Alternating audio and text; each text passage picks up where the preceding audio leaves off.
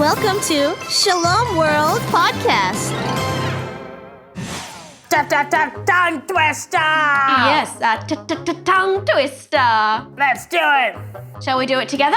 Yeah, let's do it together! All right, do you guys remember the tongue twister from last time? Let's go through it very slowly together. Ready? 1, 2, 3. Does your sports shop stock short socks with spots? Nice. One more time.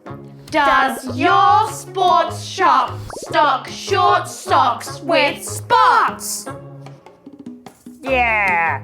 Hey, Katie, this cape is getting in the way of me speaking. I can't do the tongue twister properly. Can you help me take it off? Take it off? Are you sure? Yes, I think you're right. I'll leave the clothes to you and the kids. I'm better off with my feathers. I'll just be a superhero in disguise. Well, you do have nice feathers. I know. All right, here it goes. I can see its tongue. Oh, let's see. Much better. Story time, Katie? Story time. Let's go. Yeah. Have you ever felt really sick and someone has helped you to get better? Probably your mum or dad, or maybe even one of your siblings or friends brought you some water or gave you some medicine, or even just stayed with you to keep you company. Once when I was sick, I couldn't fly, so my sister brought food to me for a week. Wow, what a nice sister. Were you very thankful afterwards? Of course. When I was better, I went and found her the juiciest, most delicious worm I could find and gave it to her. That's a nice way of thanking for her.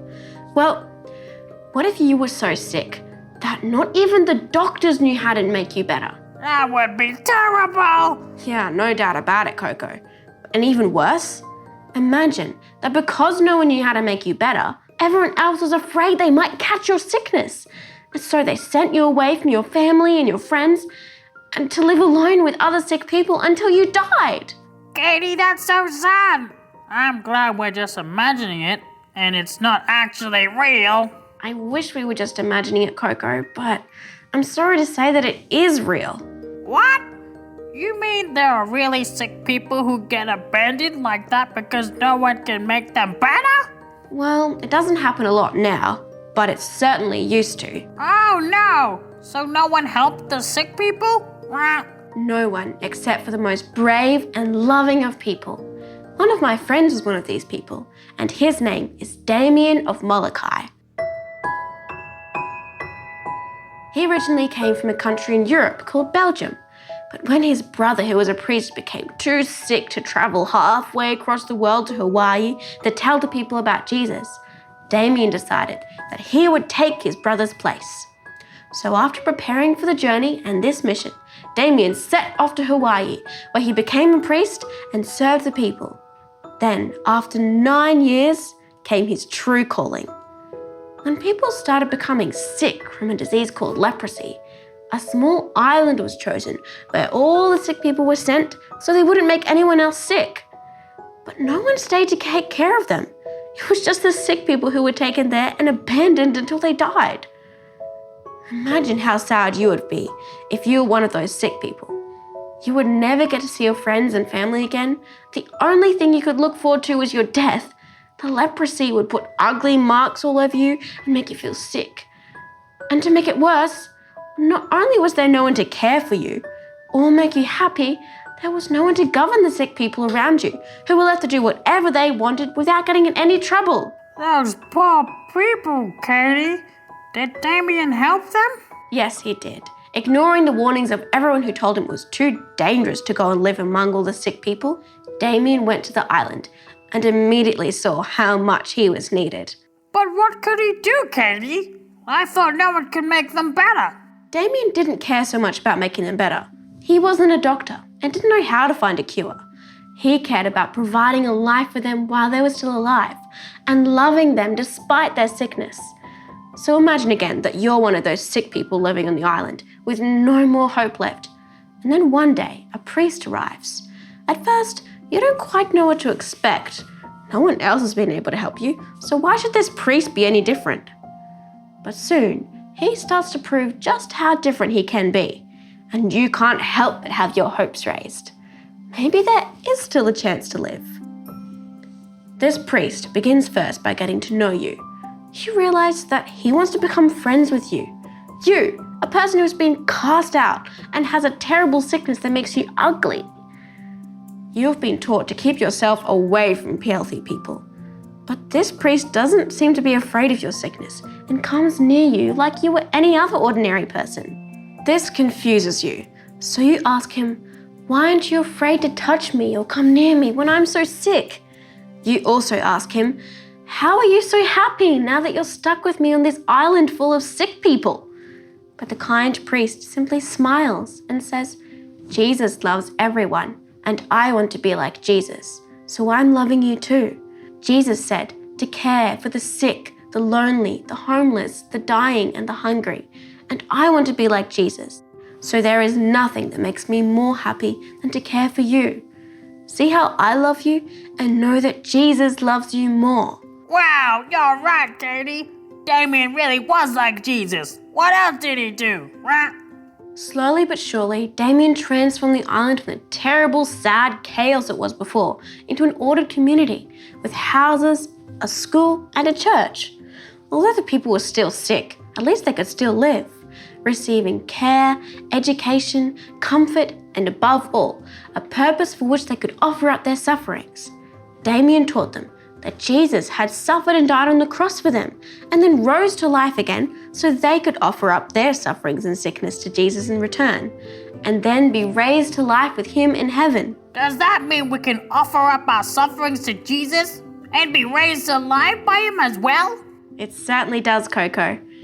When we are sick or hurt or sad, or we have something to do we don't want to do, we can offer up that suffering to Jesus to grow in love for him and to help people who are suffering even more than us.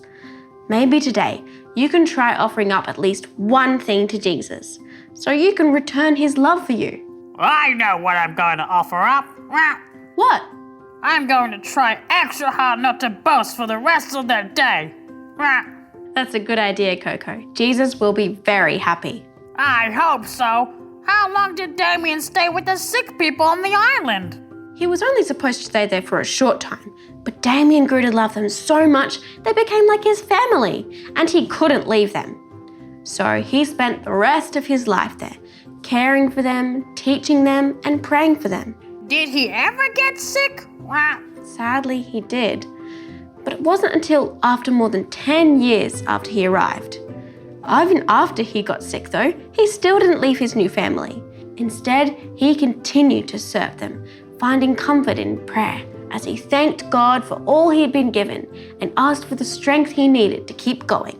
But eventually, his sickness became too great and he died, finally entering into the life that had given his people hope.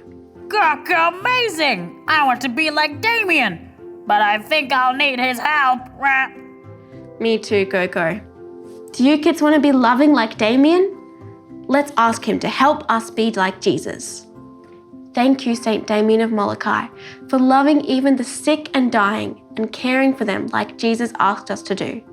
Help us to become more like Jesus by loving everyone, no matter what. Please pray for all the sick people in the world today and for all those who care for those sick people like you did. Katie? Yes, Koco? I'm glad I took off my superhero cape before. Why is that? Well, compared to St. Damien, I'm nothing like a superhero. He was a real superhero in disguise. Yes, he was, Koco. But you know, St. Damien can help us all be superheroes for God, so you don't have to give up your dream of becoming a superhero altogether. Really? Wow, did you hear that, kids? We can become like superheroes too. Wow, Katie. Let's do a super tongue twister. A super tongue twister? Well, I don't know if I have a super tongue twister, but I do have a tongue twister. I saw a saw that could outsaw any other saw I ever saw. Wow. Do you want to learn it? Yeah, Katie. All right, let's break it in two. Repeat after me. I saw a saw I saw a saw that could outsaw any other saw any other saw I ever saw. I ever saw. Nice, that was good. Cool. Let's try that again. Ready? I saw a saw I saw a saw that could outsaw any other saw that could outsaw any other saw I ever saw. that I ever saw. Cool. Let's try it all together. Ready? Yeah. I saw a saw that could outsaw any other saw I ever saw. That was pretty simple to me. Thanks, Katie. And thanks, kids. You did super well, too. Yay! And now it's time to say goodbye. See you next time, kids. See you next time, kids. Fly high with St. Damien of Molokai. Come and play. Play with Katie and Coco. That's the way. Get ready, let's go. Flying through the air with Koco. Telling stories with Katie. You and I together, meeting my friends. Friends that help us every day. Katie and Coco. That help us every day. Katie and Coco. Play and sing. Pray and bring you and I, we do our thing. It's Katie and Coco. Shalom World Podcast is now available on all online platforms, including Apple Podcast, Spotify, Amazon Music, and others.